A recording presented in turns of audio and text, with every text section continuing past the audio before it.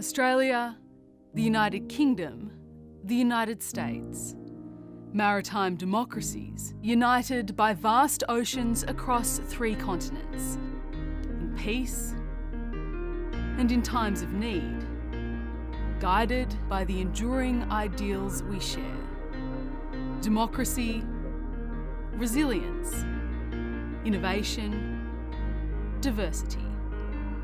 Our 3 nations commit to strengthening our global partnership, to get to work, for the freedom and safety of our people, for peace and stability of the Indo-Pacific, and for the good of the world.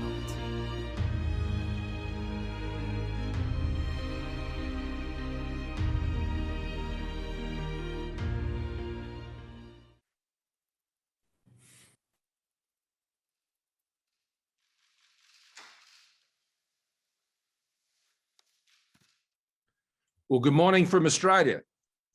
I'm very pleased to join 2 great friends of freedom and of Australia, Prime Minister Johnson and President Biden. Today, we join our nations in a next generation partnership built on a strong foundation of proven trust. We have always seen the world through a similar lens. We have always believed in a world that favours freedom, that respects human dignity, the rule of law, the independence of sovereign states and the peaceful fellowship of nations. And while we have always looked to each other to do what we believe is right, we have never left at each other. Always together, never alone. Our world is becoming more complex, especially here in our region, the Indo-Pacific. This affects us all. The future of the Indo-Pacific will impact all our futures. To meet these challenges, to help deliver the security and stability our region needs, we must now take our partnership to a new level. A partnership that seeks to engage, not to exclude, to contribute, not take, and to enable and empower, not to control or coerce. And so, friends, AUKUS is born, a new enhanced trilateral security partnership between Australia, the United Kingdom, and the United States. AUKUS, a partnership where our technology, our scientists, our industry, our defence forces are all working together to deliver a safer and more secure region that ultimately benefits all. AUKUS will also enhance our contribution to our growing network of partnerships in the Indo-Pacific region. ANZUS, our ASEAN friends, our bilateral strategic partners, the Quad, Five Eyes countries, and of course, our dear Pacific family. The first major initiative of AUKUS will be to deliver a nuclear-powered submarine fleet for Australia. Over the next 18 months, we will work together to seek to determine the best way forward to achieve this. This will include an intense examination of what we need to do to exercise our nuclear stewardship responsibilities here in Australia. We intend to build these submarines in Adelaide, Australia, in close cooperation with the United Kingdom and the United States. But let me be clear, Australia is not seeking to acquire nuclear weapons or establish a civil nuclear capability. And we will continue to meet all our nuclear non-proliferation obligations. Australia has a long history of defence cooperation with the United States and the United Kingdom. For more than a century, we have stood together for the cause of peace and freedom, motivated by the beliefs we share, sustained by the bonds of friendship we have forged, enabled by the sacrifice of those who have gone before us, and inspired by our shared hope for those who will follow us. And so today, friends, we recommit ourselves to this cause and a new AUKUS vision.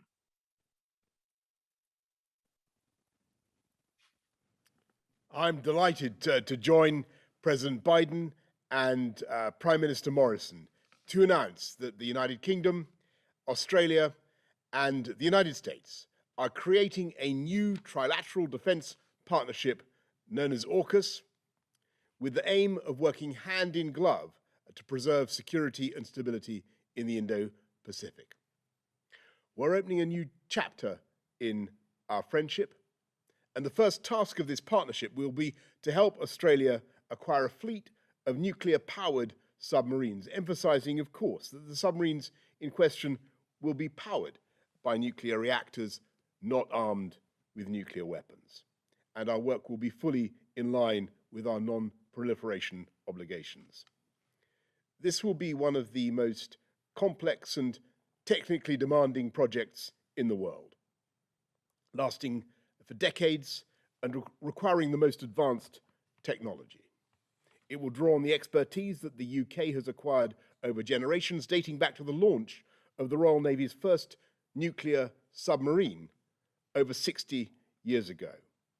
And together with the other opportunities from AUKUS, creating hundreds of highly skilled jobs across the United Kingdom, including in Scotland, the north of England, and the Midlands, taking forward this government's driving purpose of levelling up across the whole country.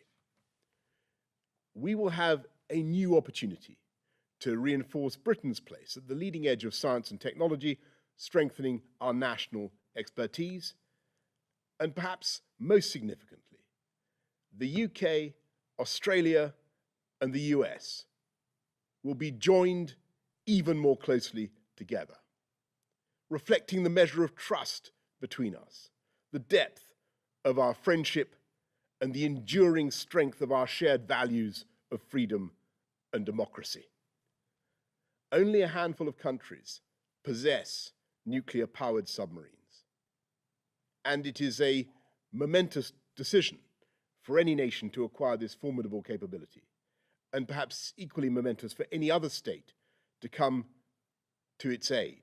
But Australia is one of our oldest friends, a kindred nation, and a fellow democracy, and a natural partner in this enterprise.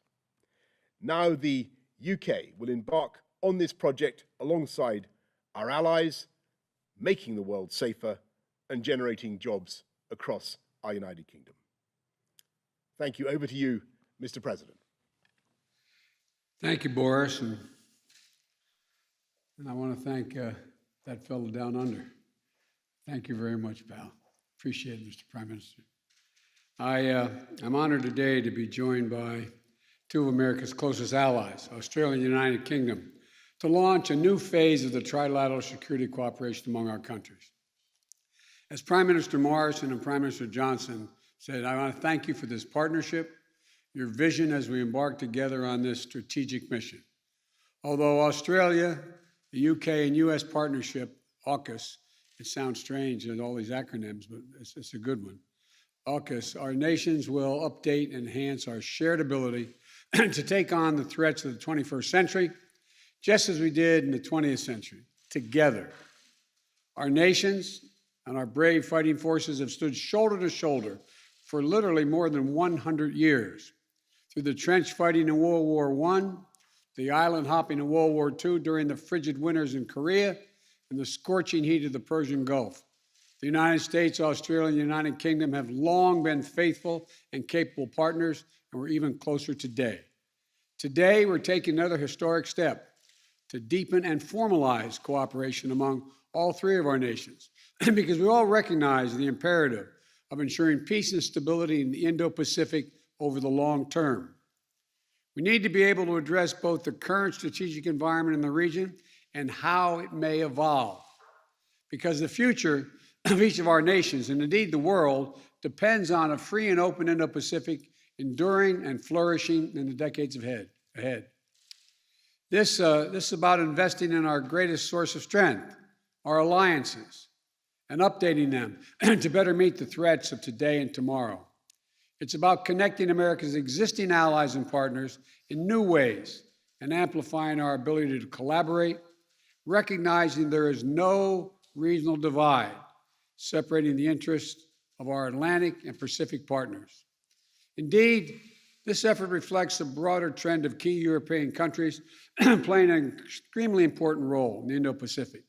France, in particular, already has substantial Indo-Pacific presence and is a key partner and ally in strengthening the security and prosperity of the region.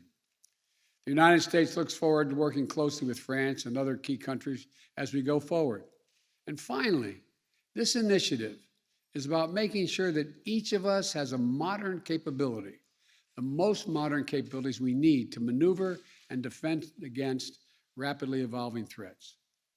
AUKUS will bring together our sailors, our scientists, and our industries to maintain and expand our edge and military capabilities and critical technologies such as cyber, artificial intelligence, quantum technologies, and undersea domains.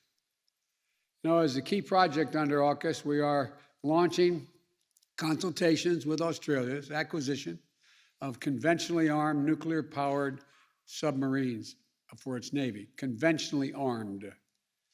I want to be exceedingly clear about this. We're not talking about nuclear-armed submarines. These are conventionally armed submarines that are powered by nuclear reactors. This technology is proven, it's safe. And the United States and the UK have been operating nuclear-powered submarines for decades. I have asked Secretary Austin of the Department of Defense to lead this effort for the U.S. government in close collaboration with the Department of Energy and the Department of State. Our governments will now launch an 18-month consultation period to determine every element of this program, from workforce to training requirements to production timelines to safeguards and non-proliferation measures and to nuclear stewardship and safety to ensure full compliance with each of our nation's commitments under the Nuclear Non-Proliferation Treaty.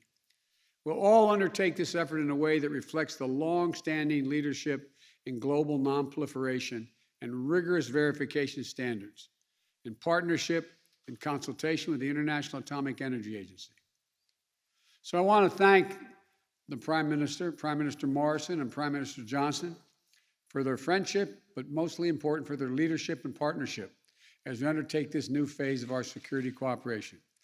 And the United States will also continue to work with ASEAN and the Quad, as was stated earlier, our 5 treaty allies and other close partners in the Indo-Pacific, as well as allies and partners in Europe and around the world to maintain a free and open Indo-Pacific and build a future of peace, opportunity for all the people of the region. We're joining together, where partnerships are getting stronger. This is what we're about. I want to thank you all, and I look forward to seeing both of you in person very soon, I hope. Thank you. Thank you.